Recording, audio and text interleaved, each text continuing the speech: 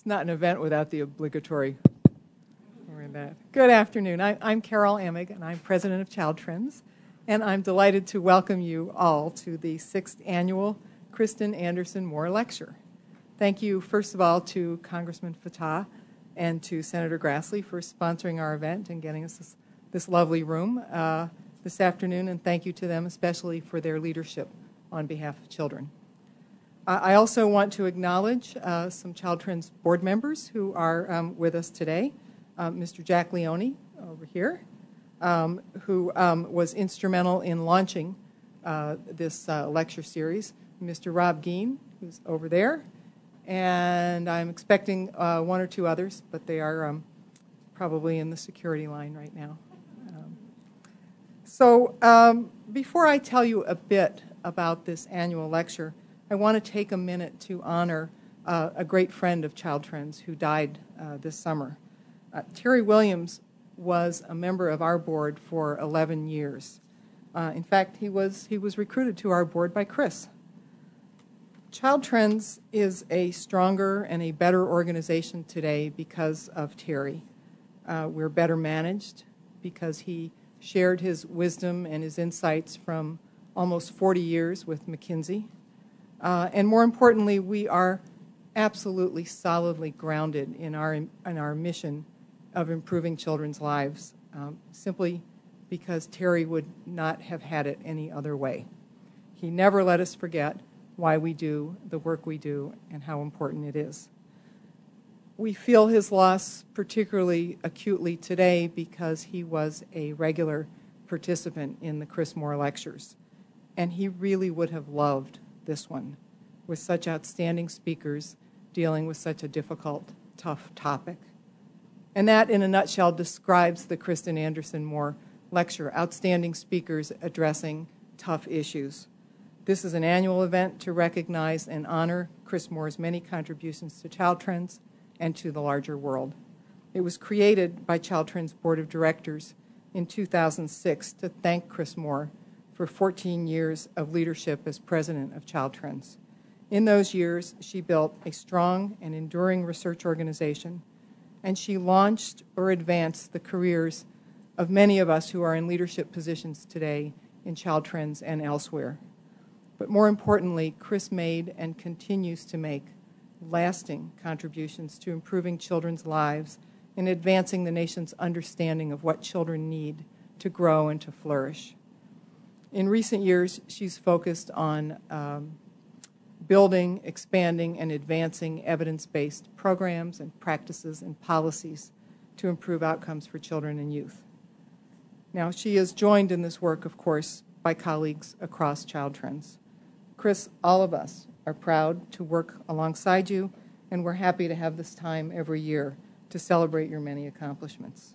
I've asked Chris to kick off this year's lecture by sharing her thoughts on the topic, Common Ground, a roadmap to investing in what works for children in tough fiscal times. Chris.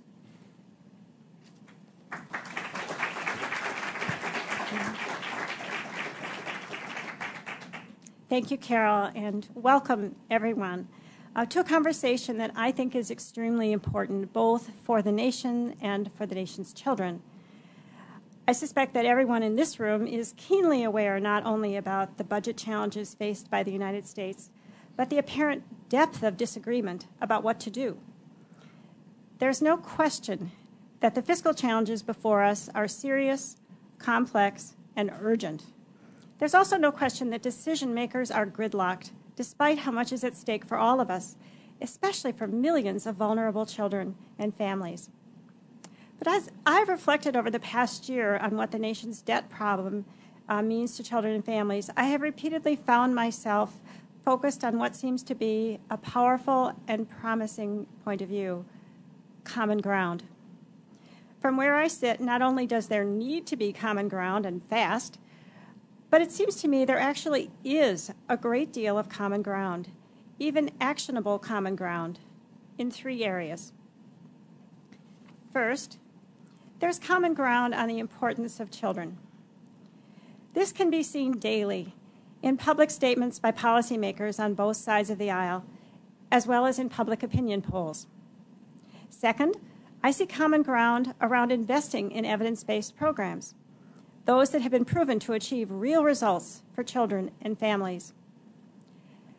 The recent expansion of evidence-based programs in teen pregnancy prevention, education, and home visiting holds tremendous promise for moving the dial in significant ways for disadvantaged children and youth. Continuing to scale up these and other efforts is critical to future success for children and for society.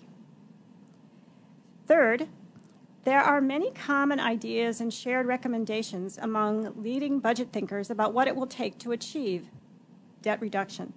I realize not all the recommendations are popular, and that consensus is hard to sustain when working through specific legislative provisions.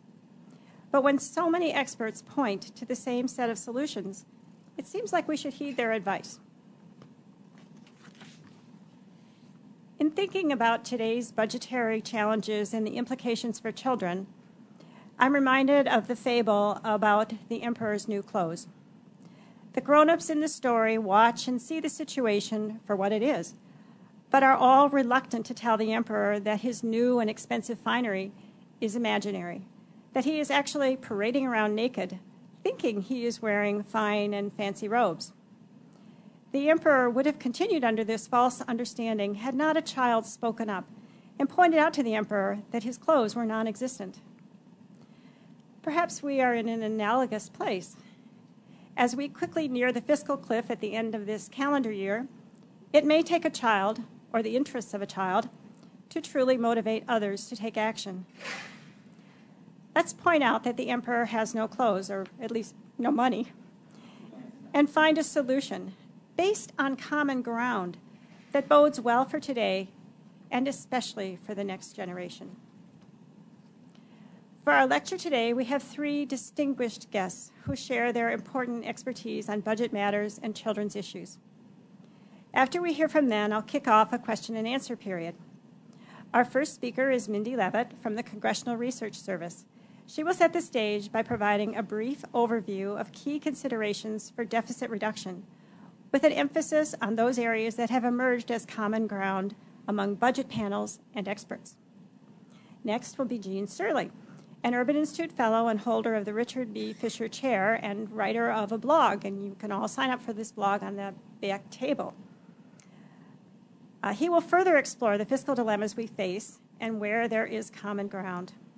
After Jean, Patrick McCarthy, president of the Annie E. Casey Foundation, will focus on common ground provided by evidence-based programs, a way to invest wisely.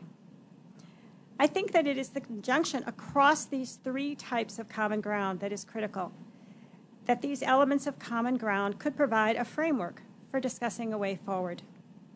Children matter, evidence-based programs are valuable, and common ground on debt reduction approaches exists and should serve as a strong guide for policymakers who make decisions in the coming months.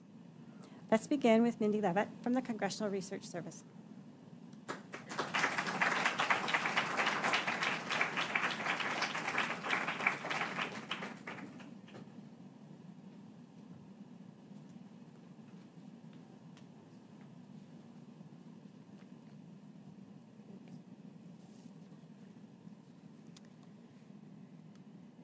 Thank you, Carol and Chris, and thank you to Child Trends for inviting me to be here. I would like to start off by saying that the views I will be expressing during this presentation are my own and do not express the views of the Library of Congress or the Congressional Research Service. What I'll be discussing, as Chris mentioned, is the context for fiscal reform, the common themes between various deficit reduction proposals, and why implementing this reform has been so difficult. First, I want to start off with a picture of why we need to do something about our fiscal situation. As the Congressional Budget Office projects, under current policies, around the middle of the next decade, so roughly in 10 years from now, tax collections in the U.S. will only be enough to cover spending on interest, Social Security, and federal health programs. By 2050, under certain assumptions, every dollar that the U.S. collects will go towards paying interest on the federal debt only. And what that means is that everything else we want to spend money on will have to be borrowed. There are a variety of different groups that have submitted or presented deficit reduction policies. The 5 that I show here are sort of the ones that are most commonly talked about in terms of their bipartisanship. Obviously, there's a wide variation in the recommendations of each group, and I'm sort of using this chart as just to show kind of the basics that each group talks about. Everyone agrees that you cannot fix the problem by cutting spending or raising revenue alone. A mix of both is needed. Each plan recommends major changes to entitlement programs, tax reform, and limits on discretionary or appropriated annual spending. In most cases, the majority of the deficit reduction dollars come from tax reform and entitlement reform. Under each of these plans, as projected by these groups, by 2020, they will reduce the budget deficit to about 1 to 2% of gross domestic product, or 1 to 2% of the economy. This is a drastic reduction from what we see today, which is about 8% of gross domestic product. By 2020, also, they estimate that the debt to gross domestic product, or GDP ratio, will be about 60%. A lot of times you may have heard people saying things like, this plan saves more money than that one and therefore it's better, or this plan is just generally better than that one for a variety of reasons. But it's really hard to know because there are a lot of gaps in what these commissions and other groups have proposed. There was no legislative language, and they were also not scored by a common entity such as the Congressional Budget Office, or calculations of their deficit reduction amounts were not made on a common baseline, which is important to keep in mind when trying to compare these proposals. However, some examples of the policy recommendations include broadening the tax base, lowering tax rates, eliminating tax expenditures via reform of the tax code, limiting growth in federal health care spending by raising the Medicare eligibility age, curbing costs, and increasing cost sharing for higher income beneficiaries, reforming Social Security by changing benefits, increasing payroll taxes, and increasing the retirement age. And finally, they also do recommend reprioritizing spending towards more growth-oriented investments while reducing spending on other defense and non-defense programs. So given all these common themes, it seems an obvious question would be, well, why is it so hard for Congress to enact any of these plans? And that's when you get into some of the more overarching issues that Congress and the president need to consider, such as how large should the government be? Historically, that's been about 21% of the economy. Federal spending's been about 21%. But given the growth in the major entitlement programs, that spending is projected to rise dramatically. Making changes to the spending path or revenue path will have economic, social, and generational effects, and that will be burdensome to everyone. So because Congress is a legislative body and it typically enacts legislation in a more piecemeal fashion, there are hundreds of players and dozens of procedural and legislative hurdles that need to be overcome.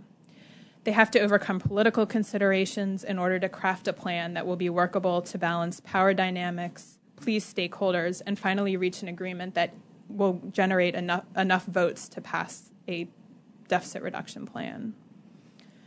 On top of these longer-term considerations, we have more immediate concerns, which everyone has probably heard over and over again, called the fiscal cliff. The largest of these considerations is whether or not to allow all or some of the Bush tax cuts to expire. In addition, roughly half of the deficit reduction enacted as part of the Budget Control Act is set to take effect beginning in January. There's been a lot of talk about replacing it, but who knows what they're going to replace it with. Or if you eliminate it, you have to get that deficit reduction from somewhere else. Other things to consider are the expiration of certain stimulus policies related to the temporary employee payroll tax rate reduction and extended unemployment benefits. And finally, Congress still has to tackle its annual issues, which include funding for the government for the second half of the fiscal year, the debt limit, which I'm not too excited about reliving, and other annual tax-related legislation. This effectively limits the time that Congress has to work on issues related to longer-term deficit reduction, and the longer they wait, the more costly that reform will be. The fiscal problems are real, and everyone knows that a solution, which some estimate could be in the area of $4 trillion over 10 years, is needed to stabilize the U.S. fiscal outlook. It is likely that everyone will have to sacrifice. How those sacrifices could impact children will be addressed in more detail by the next two speakers.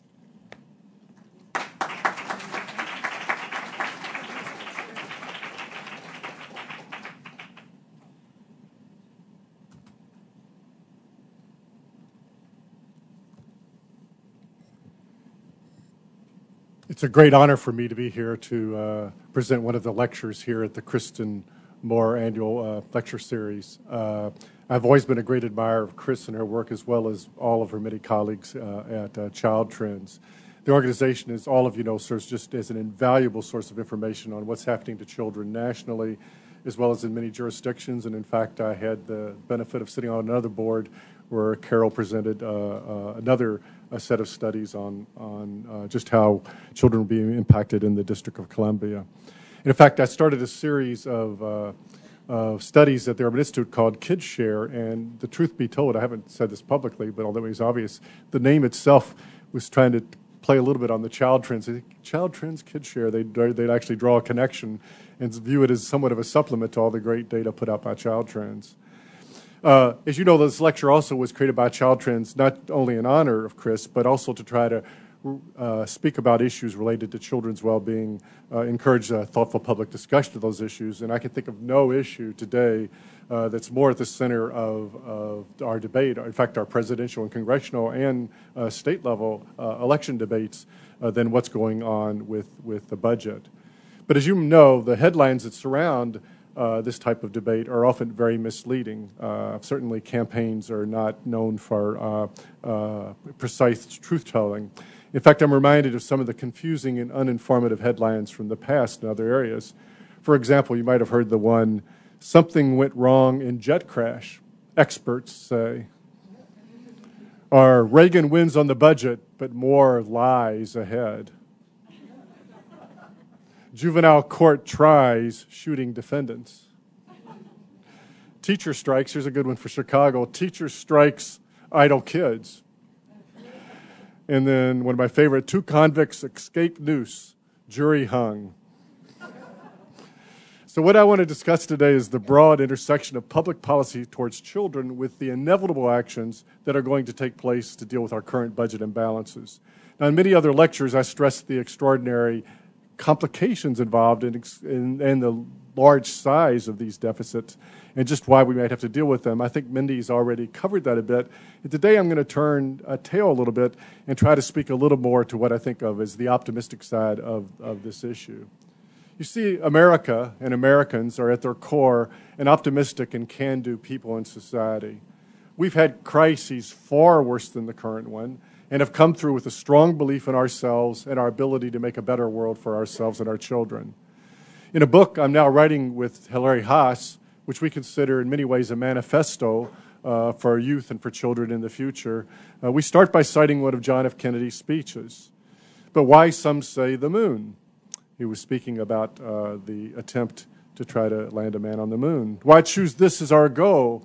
And they may also ask, why climb the highest mountain? Why, 35 years ago, fly the Atlantic? Why does Rice play Texas? And with a nod to traditional American confidence and optimism to our historic quest to scale mountains and explore the unknown, Kennedy answered in his own way. We choose to go to the moon in this decade and do the other things not because they are easy, but because they are hard. Because the goal will serve to organize and measure the best of our energies and skills. Because the challenge is one that we are willing to accept, one that we are not willing to postpone, and one that we will win. I think that today the children's community is united on a similar quest. We intend to win this challenge, and we will. Now, many years ago, I started writing and talking about what I called the incredible shrinking budget for children and working families. I projected then what we see now, a decline in real spending on children, and a significant decline in their share of the federal budget, not to mention state budgets. That's the bad news. But now consider the inverse. If children are scheduled to be the big losers under today's budgetary rules, an unsustainable set of budgetary rules, then the flip side is they're likely to be the biggest winners, the biggest long-term winners from any real budget reform. I emphasize the words long-term. You won't see gains right away when there's a huge discrepancy between the promises made for extraordinarily high benefits and extraordinarily low taxes that will cover those benefits. You will see it once space, fiscal space sometimes it's called, is created in the budget for many of the new and different things that greater fiscal freedom makes possible. So let's begin with the squeeze now on children's programs. Right now, Social Security, Medicare, and Medicaid, defense and interest, excluding any spending on children, our loan is scheduled to absorb all of government revenues, even revenues that would rise. From another perspective, in 2009, for the first time in all of American history, every dollar of spending had been mandated or committed, sometimes called entitled, before Congress even walked in the door. Every dollar of appropriations, and that's where most children's spending lies, had to be paid for out of borrowing and the deficit. But does this mean that we are living in an age of austerity? That's what some conclude. Does it mean that we are a poor country that can't afford to care for its children, that can't take on new issues and new responsibilities, that we can't stand on the shoulders of those who have gone before us and rise even further? I think it's hardly true. As Joe Theismann once said about football, you don't need to be a genius to figure this out. A genius is someone like Norman Einstein. The crazy aspect of this whole budget problem is that it's all self-imposed. If we were a well-educated family that decided to buy some McMansions and work less at the same time, we might complain that we couldn't afford our food bills. But that's turning the situation upside down. I have a dream sometimes that I'm sitting in the Ways and Means Committee room, and someone from the National Institutes of Health comes in and shouts, "Eureka, we found a cure, though expensive, for cancer." And people in the audience sit back and they're happy. They think of the great gains there will be for themselves and for their families and for their neighbors. And then I look behind the dais and the podium, and I look at the members of Congress, and they're sweating and commiserating among themselves. And I ask myself, what's going on? And then I figure it out.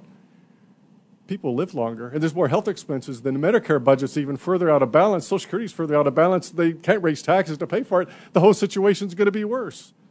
That's how upside down this whole budget situation is. You see, almost every aspect of our current budget crisis is caused by good things happening to us. In particular, there would be no long-term budget issue. There would be significant surpluses in the future we could decide either how to spend or even allocate in the way of tax cuts if we had just adjusted for people living longer and we hadn't allowed health costs or health care to get better. But health care did get better. We are living longer. Those are good things that are happening to us. We just have a budget that doesn't know how to respond to those types of things. Now, admittedly, there's also an issue because of lower birth rates, but even that involves both less responsibilities for families to do child care and a bit more to pay for to take care of older people.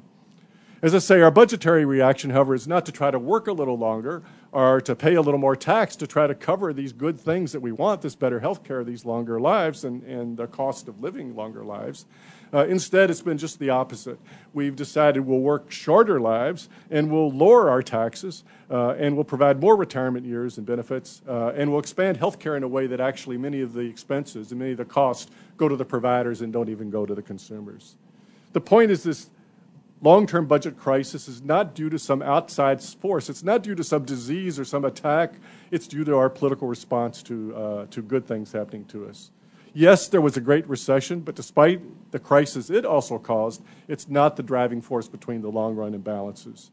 They are due to nothing more or less than poor budgeting for the evolving economy in which we live. Again, in my work with Larry Haas, we show how the deficit is a mere symptom of a broader disease, and that's one of my fears in the current budget negotiations. Attacking the deficit isn't sufficient. We have to go after the disease, and the disease, simply put, is the attempt of both political parties to try to control the future before it comes. It's like a business that would decide it's projected its revenues are going to double in the next 30 years, and therefore it decided it was signed all these contracts for all the plants and equipment they would buy 30 and 40 and 50 years from now. Democrats build unaffordable growth in a variety of health and retirement programs that generally exclude children, and Republicans decide they'll respond by refusing to pay our bills, even in good times, sending these bills and the interest on those bills as well to our children. But back to the opportunity side of this ledger. I've done a very simple calculation of total federal, state, and local spending for including tax subsidies as a society. Does anyone want to take a guess what it adds up to per household? Take total spending, add in the tax subsidies, divide by number of households. Anybody want to take a guess? It's $50,000. We're spending, government is spending, counting the tax subsidies, $50,000 a household right now. This is not a government that's poor and cannot afford anything. We may have a bad budget that deals with this. We may allocate the money badly, but we are not poor. And moreover, that $50,000 is more than the average income of households in the 1960s. And if you want to look at the social welfare budget, which is about $30,000 a household, that's grown by about 3/4 since the time Ronald Reagan, in real terms, since the time Ronald Reagan's been elected president. What's the cause of all this? Well, it's economic growth. Project forward into the future. President Obama's last budget suggested that within 10 years, the federal government would be spending about $1 trillion more, $1 trillion more in real dollars than it's spending today. But of course, where does all the money go? Well, about $800 billion of it goes towards Social Security, Medicare, and Medicaid, excluding children. And another $300 or $400 billion goes to interest on the debt. There's a chart in your package if you want to look at it. You'll see that we've already spent more than the $1 trillion on those programs. And so every other program essentially goes into decline or basically stabilizes and doesn't get any growth. In real terms, declines substantially in relative terms. And what drives these projections? Well, it's really nothing more. If you look closely at the Congressional Budget Office numbers that Mindy and others cite, it's nothing more than economic growth. The Congressional Budget Office projects in 10 years we'll be about 30% richer as a society. Revenues will grow not only by that 30%, but actually even under current law, even without rescinding the Bush tax cuts or other types of things, revenues will grow by 30 to 50%. So the numbers don't change that much whether Republicans or Democrats actually win. If Republicans win, it'll be less. If Democrats win, it'll be a little more. But there is more money because if we restore economic growth, we get the revenues that come with it. And there's room to do more for children if we just grab a hold of the budget and start controlling this growth instead of leaving decisions to the future rather than trying to fight this battle of ever more money for Social Security, Medicare, and Medicaid excluding children, and ever lower taxes to not pay for it. Now, even go further. Historically, if you look at the last century, our incomes grew 8-fold on average over a century. They typically have doubled in 30 or 40 years. What we need to be thinking about, if we're really into children's agenda, is how to move beyond these few years of deficit reduction and how we want to start capturing an ideal for where we want that growth to go. What type of society do we want for the future? There's plenty of room in there for children.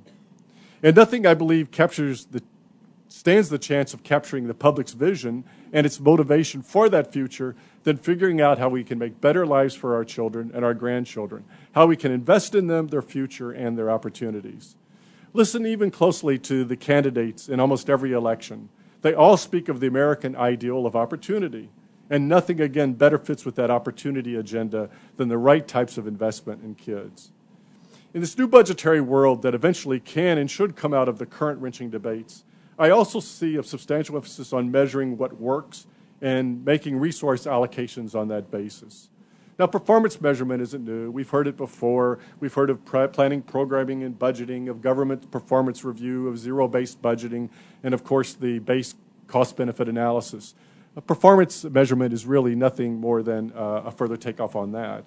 But I do think that in the 21st century, there will be far more emphasis on this for a variety of reasons. Implicitly or explicitly, Democrats as well as Republicans recognize that growth in government in the 21st century will be very different than the 20th. I do some simple calculations. In the 20th century, government as a share of the economy grew 6-fold. It grew, if you count state and local government, from about 5% of the economy to about 30%. It's not going to grow another 6-fold this century. It's not going to grow from 30% to 180%. We economists are not very good at projections, but I can make that one for you. But the other growth in government budget, again, comes from economic growth. Economic growth will be the source of revenues and spending for the future, the main source, and that's what we need to capture. But without being able to simply add on new government programs, without worrying about whether government grows from 30 to 35% or 25%, the current great fight we have, that's a small potatoes compared to how we deal with this growth made possible by the economy as a whole. But in this new world, there's going to be much more emphasis on reallocating. It's not just going to be adding. Government's not going to grow from 30 to 50 or 180%. We've got to sort of reallocate that 30%. And in this new world, I think no group better exemplifies this new approach and is better able to take advantage of it than the children's community. And that's in part because we start, not to our advantage, we start in some ways with an inferior budget status, but we've been led according to that to put a lot of effort into the studies as to what works and what doesn't work. We also have the advantage, I think, that we're a community, for the most part, that's not advocating for ourselves, and that gives us a little more credibility than those who lobby only for themselves. And then as just a very practical matter, driving through all of the research, it just turns out if you invest early enough in anything, you often get returns that compound over the longest period of time. So if we're going to invest in people, what better than to invest in the young and in children at early ages? So in a sense, then, well-designed children's programs stand poised for a new era of fiscal policy making, even though one must begin with budget reform that often focuses too much on the deficit and too little on the underlying disease. A final warning, advocates for children's programs should not try to prove that everything they do provides extraordinary returns to society. Many government programs already provide negative returns, but are not subject to this type of performance review. We don't want to be in a situation where children's programs have to prove they provide extraordinary returns and other programs aren't subject to performance review at all. As indicated by Kristin in her comments, I think there is much common ground upon which future budgets could proceed. Such common ground includes many of the items I've discussed here: the importance of investing, particularly in children, the value of supporting evidence-based programs, agreement on many of the programs that must be reformed, and a common base of facts upon which we can stand and move, including just what possibilities stand before of us if we just, again, regain control of the resources made possible by economic growth. My wife once said I was a short-run optimist and a short-run pessimist and a long-run optimist. And I think in some ways that defines how I feel about the current budget situation. You know, in general, there is a notion about a pessimist. A pessimist is someone when he smells the scent of flowers, looks around for a casket. I think we have strong reason to be optimistic about the future of children's programs. It's long-term. It's going to be a significant fight. I think, as Kennedy once said, we can win this fight, and we will, and we must. Thank you.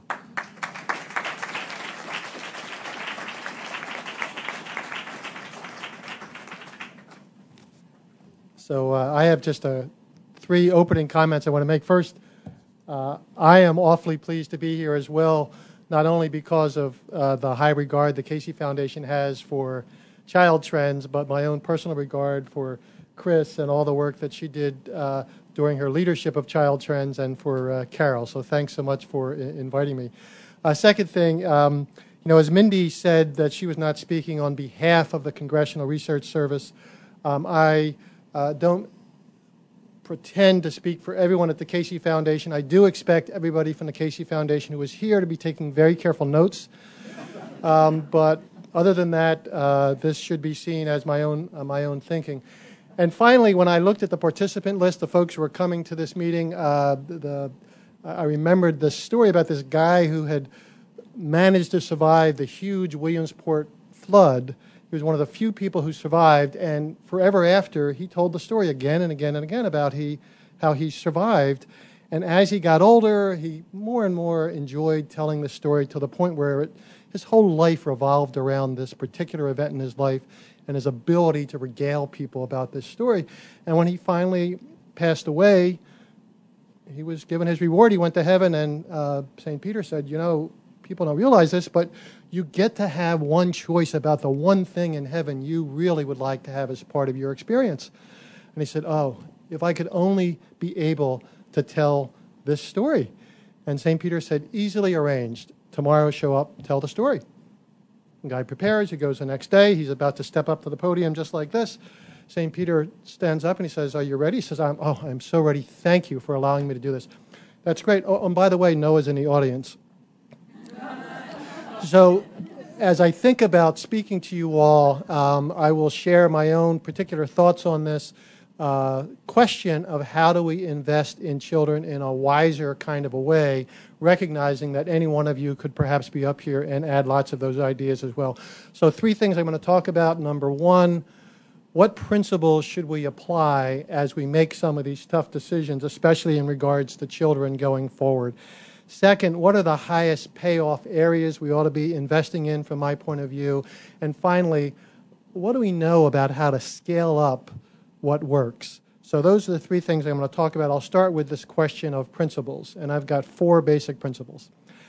I believe strongly that as we think about the future, as we think about how to invest and how to get ahead of our budget situation, we've got to constantly keep in mind a long-term frame. And the question we ought to be asking ourselves, number 1, is what kind of America do we want 20 to 50 years from now? We've got to ask ourselves that question. What do we need in America 20 to 50 years from now to compete? What are the biggest threats to our prosperity? What are the biggest threats to our freedoms? What are the biggest threats to our vibrancy? What are the biggest threats to our social cohesion, that which holds us together? And I would argue very strongly that the biggest threats all come around the question of whether or not where you get to in life continues to depend on where you start. Because to the extent that this is a country that works, it's a country that works because we believe collectively in opportunity, what the sociologists would call social mobility, that you can move in this country. And to the extent that we lose that because of poor budgetary decisions, then I strongly believe we will start to tear away at the fabric of this country. So first question is, what kind of America do we want our children to live in and our grandchildren to live in? Second, as a principle, I think we need to pay attention to what I think of as multiplier effects. And what I mean by that is we ought to invest in those children's programs that have multiple impacts. For example, we know that you can predict lots of rotten outcomes just by knowing if a child grows up in poverty. Improving the financial situation of families so that children are not growing up in poverty, in fact, has multiple positive impacts, including impacts on our revenues, by the way. So it's not a bad investment. Similarly, we know, all the research tells us, that a child who is not reading well by the end of 3rd grade, by 4th grade, a child who's not reading well is on a path away from opportunity and away from success. So we ought to think about investments that guarantee that every child is reading proficiently by the end of 3rd grade. Why? Because it has a multiplier effect. Lots of other things depend on that. We know that post-secondary education in the future as well as in the present, but increasingly post-secondary education, post-secondary training and a credential is critical for our workforce. It has a multiplier effect.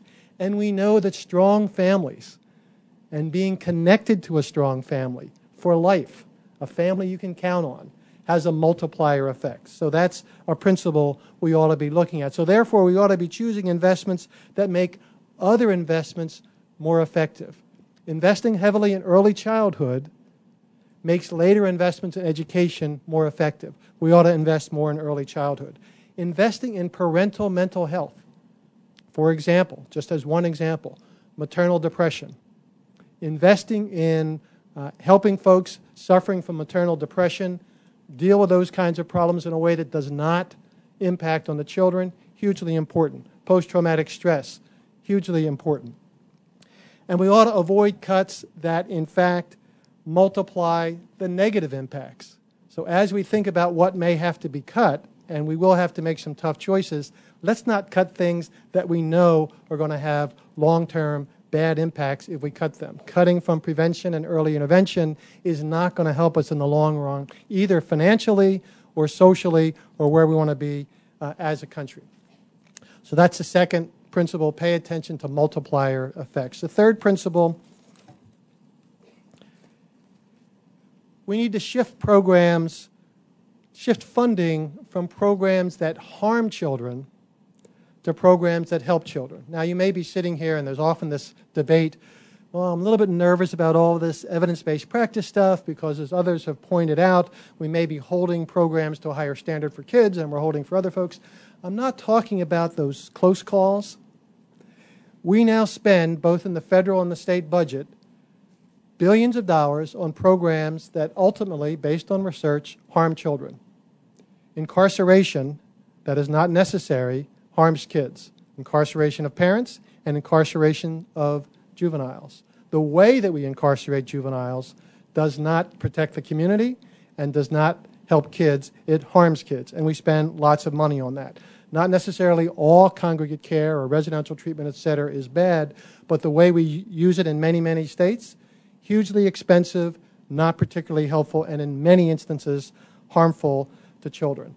We do need to invest less in those programs that have little evidence of success. Now, again, I'm not even talking about the close calls here, because I'm a firm believer that we know a lot more than we used to, but we got a lot more to learn before we start saying, well, only things that meet the gold standard of randomized clinical trial, that's all we're going to fund. That's a mistake.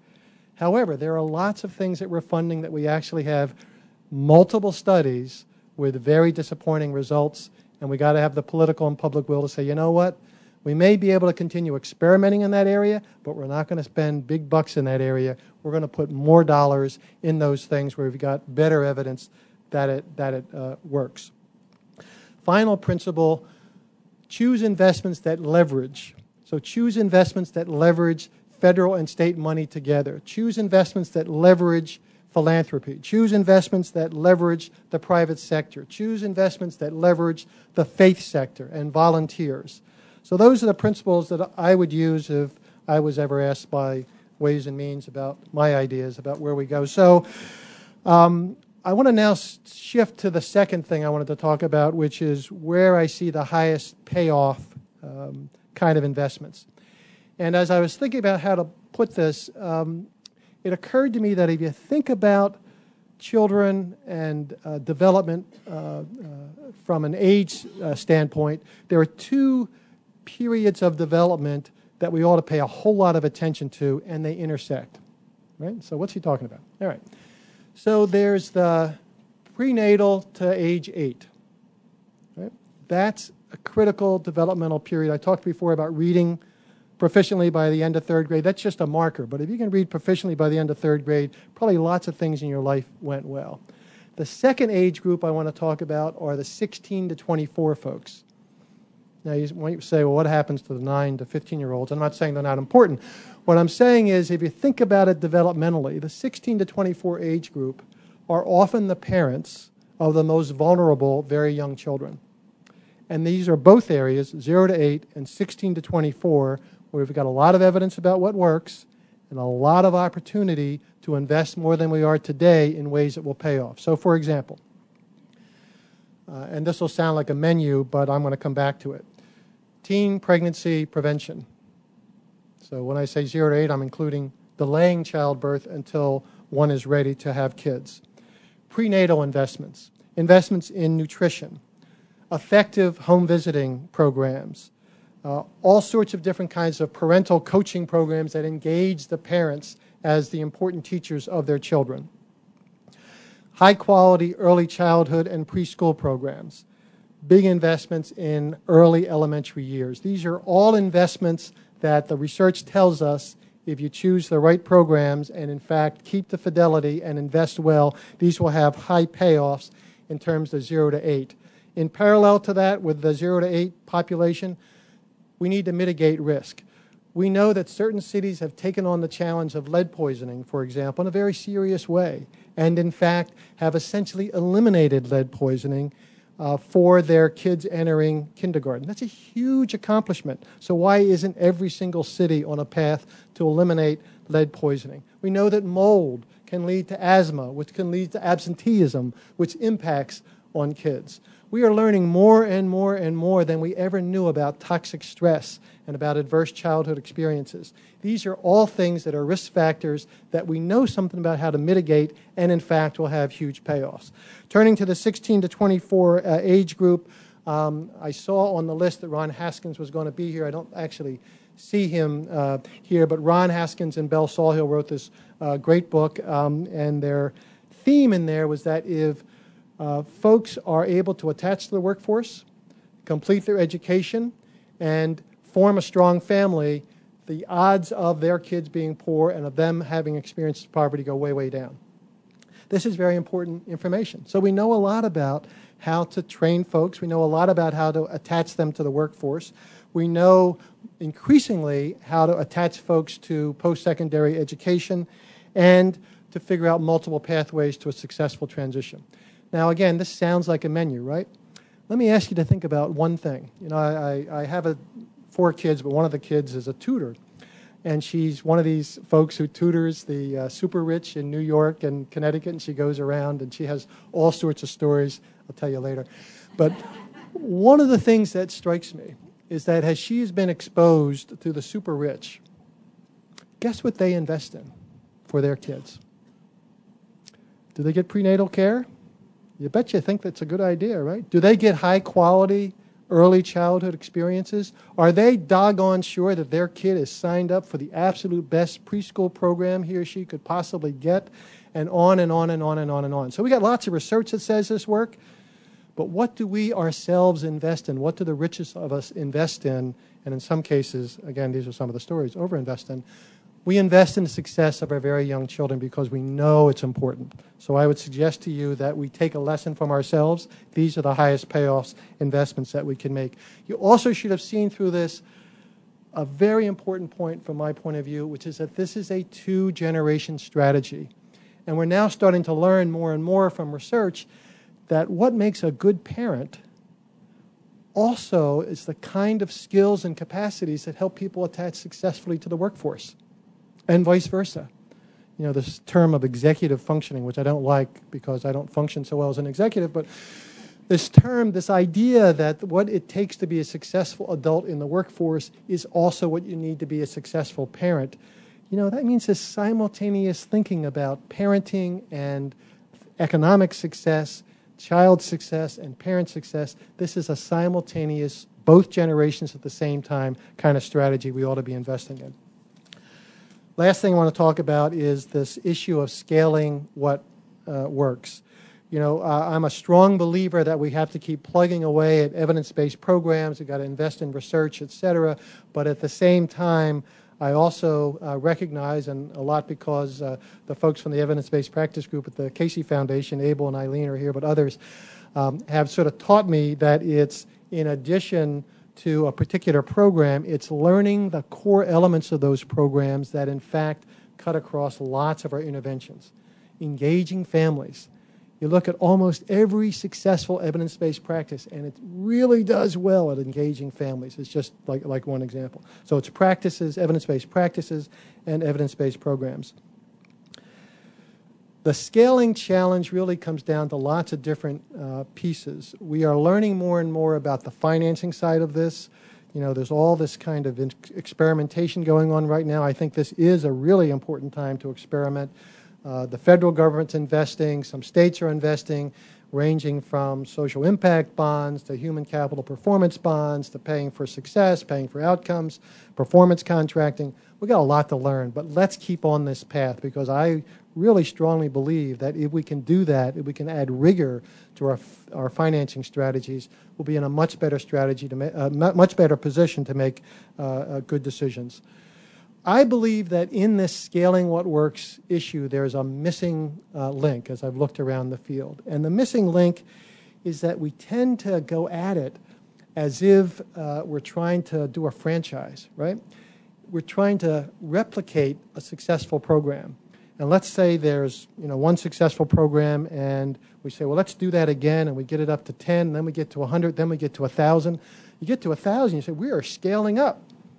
But if you ask the question of all the folks who could benefit from this particular intervention, what percentage of the folks are you reaching? And the answer comes back 3%.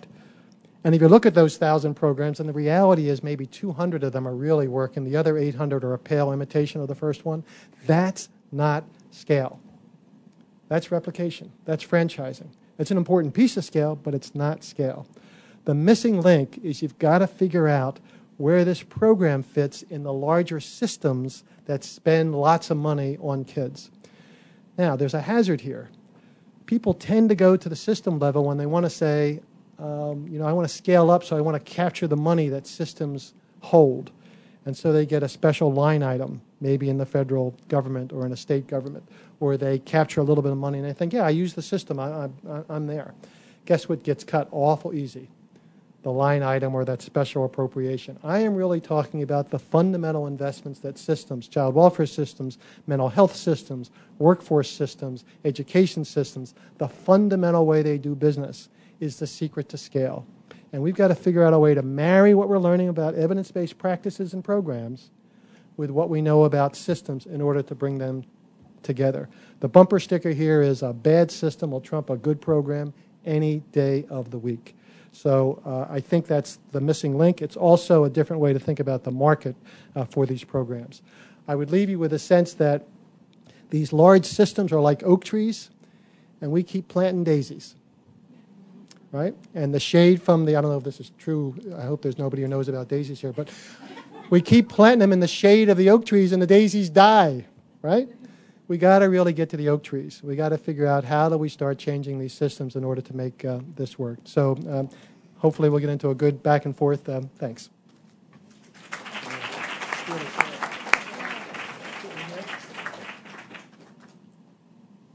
Thank you to all three of you. Those were great individual and collective talks and constructive. We have a difficult discussion, but those were really constructive conversations. There's a mic in the middle of the room, so we're looking for Q&A. We have a half an hour. They were succinct as well. I want to just start it out. There's a debate tomorrow night between some two really smart men, and I wondered, what question might you ask, or what comment would you make if you were the moderator at tomorrow's debate?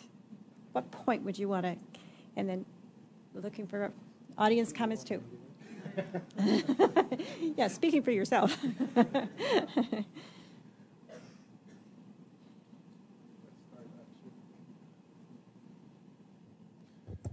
I suppose the comment I would make, it applies beyond children's programs, is I would ask the candidates if we're not all into this together, and especially if we're talking about the budget situation, whether that doesn't mean we all have to join in to solve the problems. That means there are attempts to appeal to the middle class, is that the middle class doesn't have to contribute at all, are not correct. There are attempts to, or at least the attempt of one party to protect the rich is not right. The attempt of the other party to say the rich only can pay the price and get us out of this situation is not right. I would ask them if we're not in it all together. And if we are in it all together, what are they going to ask from all of us, from rich to poor alike? Even the poor, there's this issue about, what responsibility they might have within a program. I don't expect them to pay taxes. They don't have the money to pay it. So that's the question I would ask.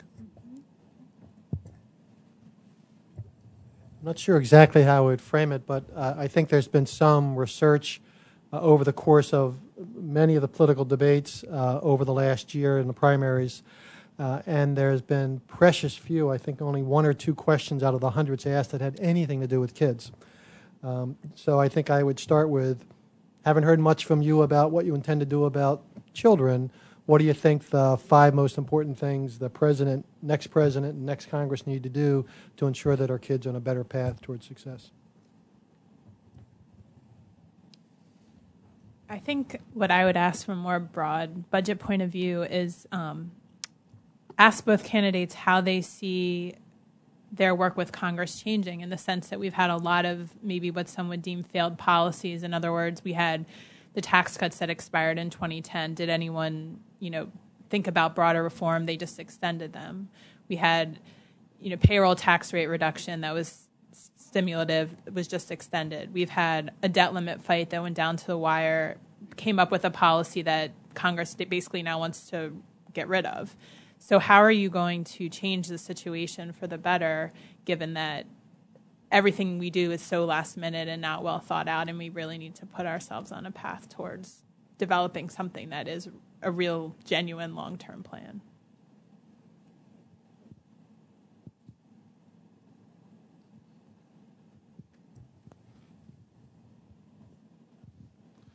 Hello, I'm Bob Reed with Healthy Teen Network. I always have a little bit of panic on these discussions because I get concerned about what about remediation and corrective. And I mean, we have young people, we have teenagers that aren't 16 yet and they aren't 0. And they're assumably going to live a long life.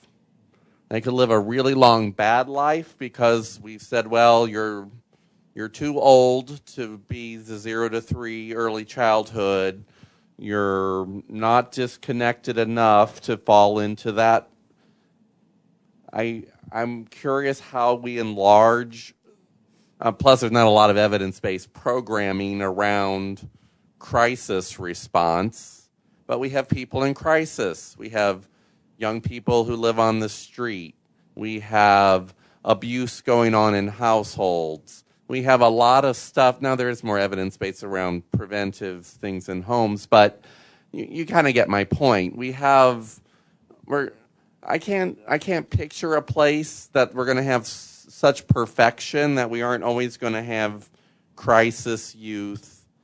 And how do we address that in this way where we're all saying, well, let's focus on the good stuff? Yeah, so I'm glad you asked the question because it gives me an opportunity to underscore that was not at all my intent to say let's not spend anything on the folks who are most vulnerable, most fragile in the midst of crisis. In fact, it's how we're responding to exactly those problems that give us the opportunity to identify resources that can be spent better to both resolve their problems as well as invest. So let's take an example. The child on the street. A relatively high proportion of them end up incarcerated. That incarceration is rather expensive. There are other approaches to a child who is disconnected to put them on a path towards connection, so that child's not left out, but the dollars that otherwise would have been spent on locking that child up can go into more prevention and early intervention, so there are fewer of them going forward. So I didn't mean at all to imply, after third grade, let's not fund fourth, fifth, sixth, seventh, eighth grade. We'll just skip over that, and then we'll start funding when we hit sophomore year. But rather, the way we're responding to the crisis child, the way we're responding to the crisis family, the way we're responding to lots of the toughest problems, in fact, has tended to be punitive, expensive, and ineffective.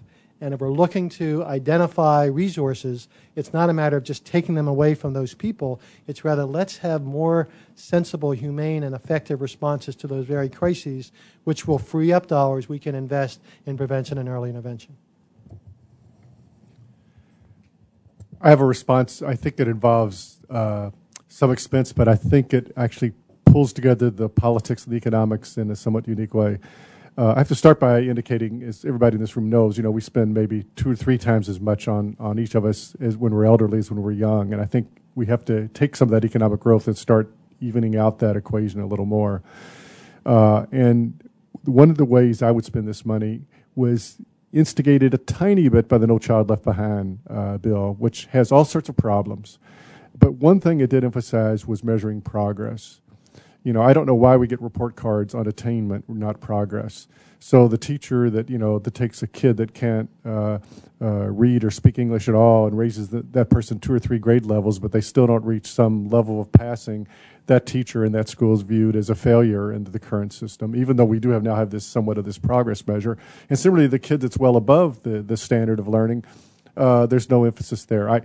I go back a ways. I remember when we put money into the gifted and talented, and we put money into science, then we put money into the disabled, and then we put money, or impaired, then we put money over here now into this No Child Left Behind group.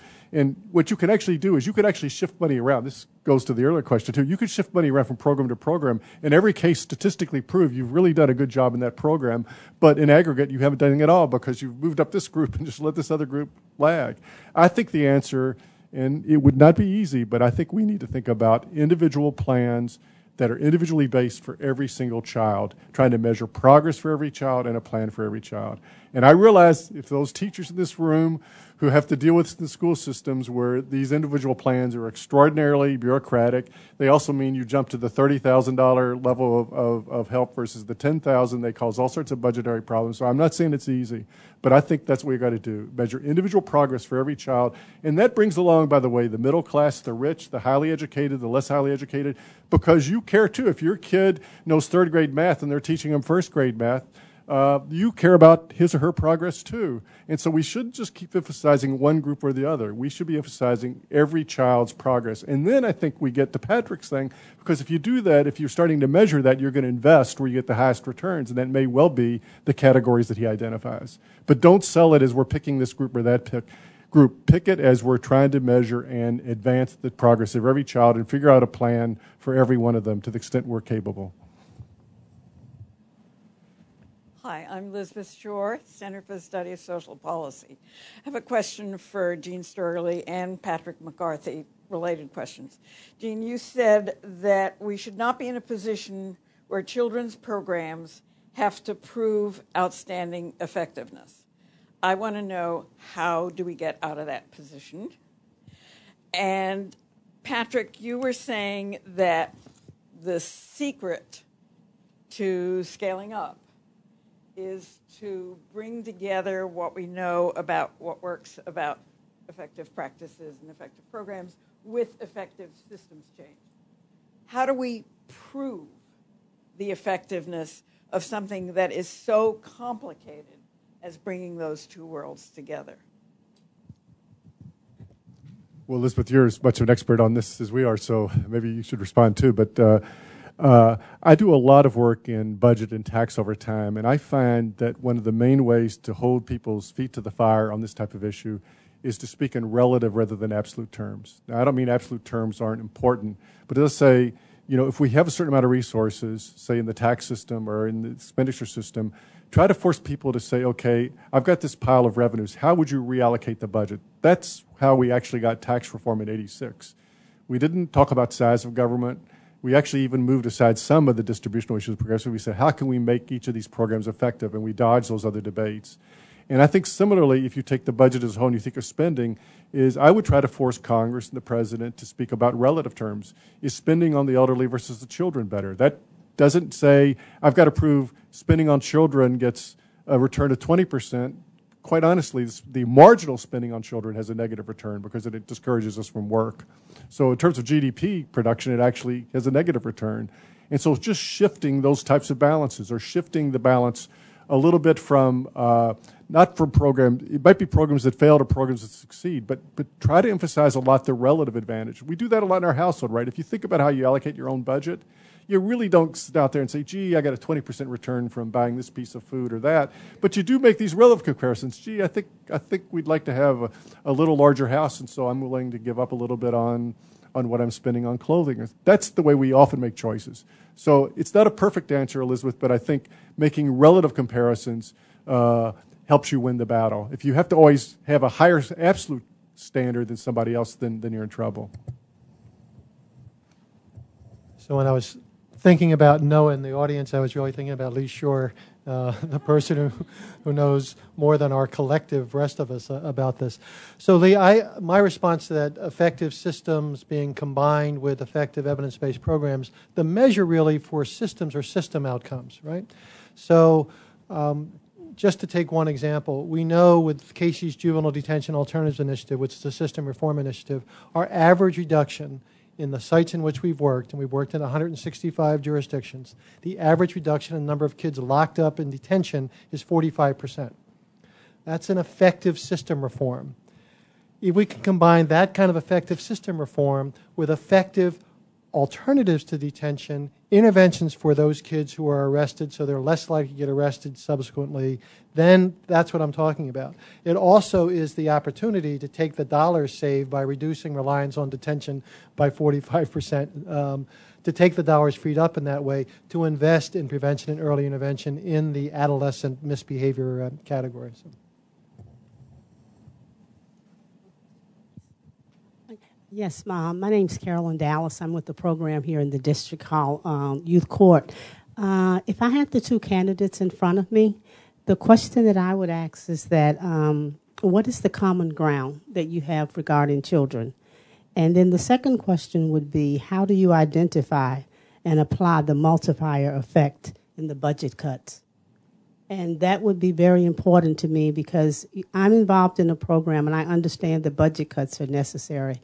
But as a person with a sociology background, I'm continually concerned about we have to invest in our children. And so we need to invest on the front end versus on the back end when they're in prison. And so how do we make this a priority? Is this ever a priority when we're looking at the budget cuts? So that's what I would be interested in knowing.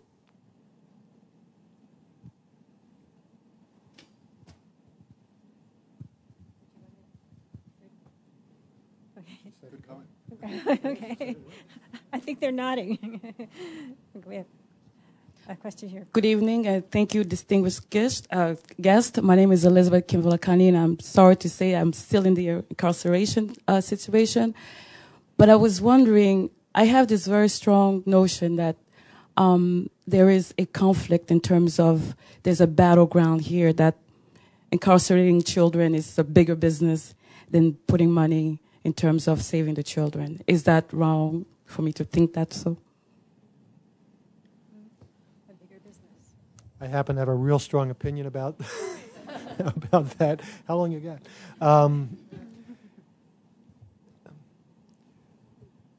The Casey Foundation is committed to closing training schools, so-called reformatories, that is, juvenile prisons, and replacing them with something that works. This is not going to happen right away, but we're going to get that done. Exactly because if you look at recidivism, educational outcomes, employment outcomes, abuse in the institutions, future criminality, inability to form families, all the kinds of bad things that happen, those kids who end up going through incarceration as juveniles have rotten outcomes on all of those measures. And in fact, we know how to do better. We do know how to do better. Because of the huge amount we spend, not just in juvenile incarceration, but in adult incarceration as well, although it's not on the list for the feds, it certainly is on the list for states, it ends up taking money away from education and early childhood and other investments we could otherwise make. You know, it would be one thing if all of this investment in incarceration was making us safer. And of course, there are arguments to be had among the folks who research this stuff. But it's pretty clear, certainly for juveniles, and I would argue for many of the adults as well, that there are more effective, less expensive interventions when there's criminal behavior than locking folks up, and that we could then reinvest those dollars into things that work. So. I just have a follow-up question actually for Patrick. In a lot of fields, incarceration is one of them. A lot of the money we spend doesn't actually go cash benefits to people. It goes through providers. That's a classic case. The money for incarceration all goes to the people who are providing the incarceration services. How do we set up an incentive system to get them on the side of what you're trying to achieve? It's a great question. There's I'll make it even more complicated before I take a stab at an answer, which is that because these are mostly built facilities, there are sunk costs already there, right? So the marginal cost of putting one more person behind bars is tiny, right? Only if you close a whole wing or close the entire institution do you start to free up the dollars that are sunk costs into the institution. If you add to that the folks who are providing the services ranging from guards to others, then you've got lots of incentives to keep things as they are and disincentives to move on. Nevertheless, having said that, there are ways to have the folks who are providing the services be retrained to provide other kinds of interventions. That doesn't always work. You're still going to have a political battle. But if you look at, for example, juvenile incarceration in California, where the California Youth Authority 7 or 8 years ago was incarcerating somewhere in the neighborhood of 10,500 juveniles, and now it's about 2,500. If you have the political will, you can make it happen. We're seeing similar reductions in New York. in Texas. I mean, these are not easy states to work in. So this is a doable proposition. This isn't, it's one of the reasons why Casey's willing to say out loud, let's first shrink them way down, and then let's come up with different models for interventions. If kids do need to be in secure care, they ought not be in these facilities with 300 and 400 folks regimented the way that they are.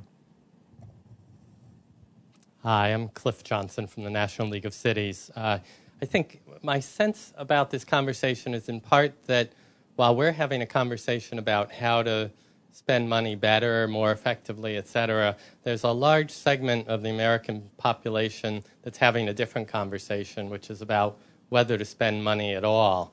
And so you have this starve the beast effort and mentality that really is fighting over how much, what share of GDP, what share of our national wealth or income is in the public sector versus in the private sector. So prompts two questions, one for Jean and Mindy about, doesn't it matter enormously whether we raise revenues that equal 16% of GDP as opposed to 20 or 22%, and how do you think about that? And for Patrick, when you're thinking about system reform, what do you do if you think the oak tree is dying or likely to die for lack of water down the road? So. I think you hit on a really good point, which is that if you ask the average American, what do you want to cut out of the federal budget? They say, I want to cut international aid. Well, that's great. That's like 0.03% or something like that. I mean, it's so small. So I think when you sort of get down to that issue, it's just a matter of people thinking, well, the government doesn't help me. They don't do anything for me. I'm not on Social Security, disability. I'm not on Medicaid. So what am I getting from the government? And I think that this discussion kind of highlights, well, maybe people need to be more informed about if you drive on your street every day, who do you think pays for that? You drive, you send your kid to public school, who pays for that? So just kind of highlighting that more, to educating people more in that way. I thought you were going to ask an even tougher question, like we haven't really even addressed what's going on in the cities, but but I'll take this somewhat hard question. I think a lot of the problem we have has to do with the extraordinary noise, of course, we have in our political system now, and the disinformation. I kept trying to point out in the numbers that actually most of these programs where we're spending a lot more are growing fairly fast. And so we have this disconnect that really affects programs for children. So when we cut healthcare spending from 5% growth to 4%, we call that a cut. When we try to bring spending, say, on education up to just inflation, we call that an increase.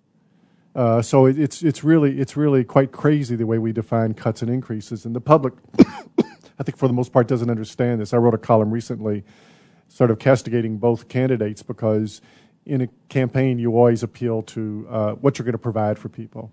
And so we tell the middle class they don't have to pay anything. From the left, they go after those with over 250,000. If you look closely at the numbers, it's about 1 to 1.5% of the population. Then from the right, we have this notion, well, the welfare exception given to the governors is hurt welfare reform. We're again talking about 1% of the population. I mean, come on. There's 98% of the population that have to be parties to this, and we just have to admit that to the public. I do think, and I hope, I may be wrong, that this situation is so serious that the next president, early in his term, I've even predicted, will put forward a major budget proposal. Whether he does it well, whether he reframes the debate to define it accurately, I don't know, because in the campaign they're not doing that. That's my hope. And I guess not being an economist, and therefore I don't have to worry about how the water gets to the oak tree or whatever.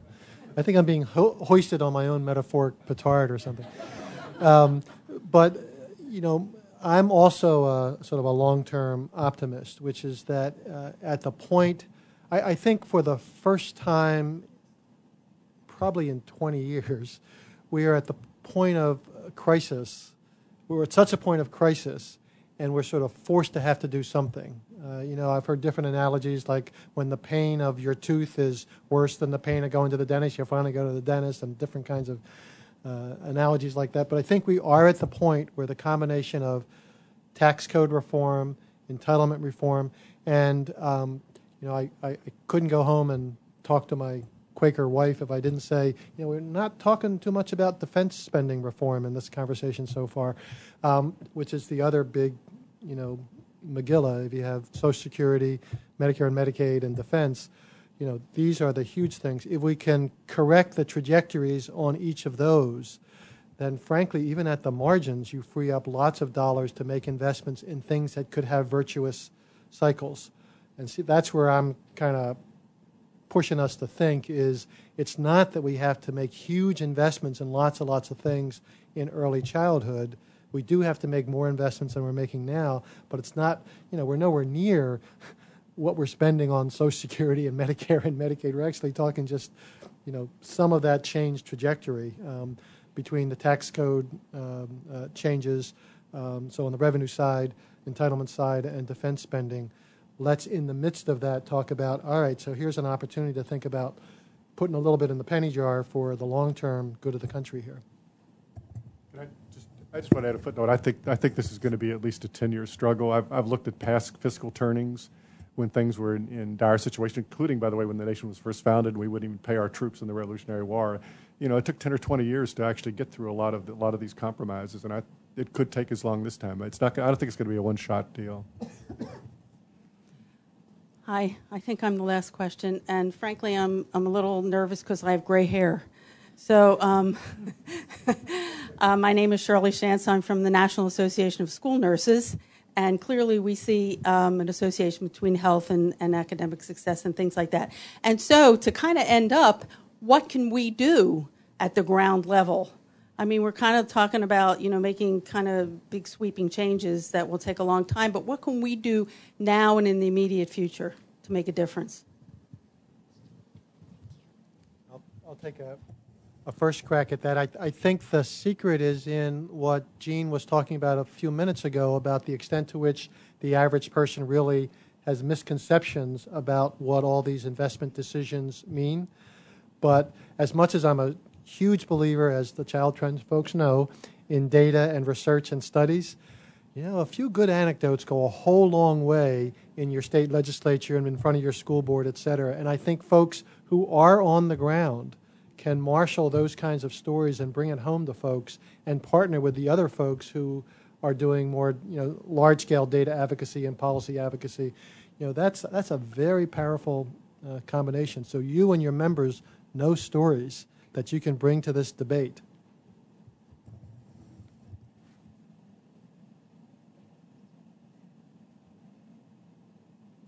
Well, I want to say thank you, first of all, to our guests and for your stellar presentations. Thank you so much.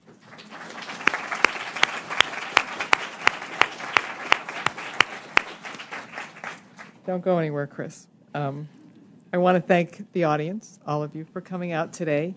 And we want to say thank you to you by offering you two things that Chris likes. So, Chris likes to walk. She walks to work every day. A little backpack on, and she trucks on into work. So we're going to ask you to take just a very short walk across the hall to a reception. We are in a bicameral legislative building, so we're on the House side. We have a little H on here. To go over there, I think we have to have something that has a little S on it. Is that right? So we have staff right up front who will hand you a little thing that has an S instead of an H on it. So, so that's the first thing that Chris likes that we would like to offer to you all, a little walk. And it really is little. And the second thing, and I want to say this very carefully, Chris has been known to like an occasional glass of wine. Yes, that was the school nurse, by the way, clapping there, leading the applause. So we'd like to offer you a glass of wine or a softer beverage, perhaps, and some refreshments to say thank you for coming out today, and maybe we can continue the conversation that way. Thank you all. Thank you.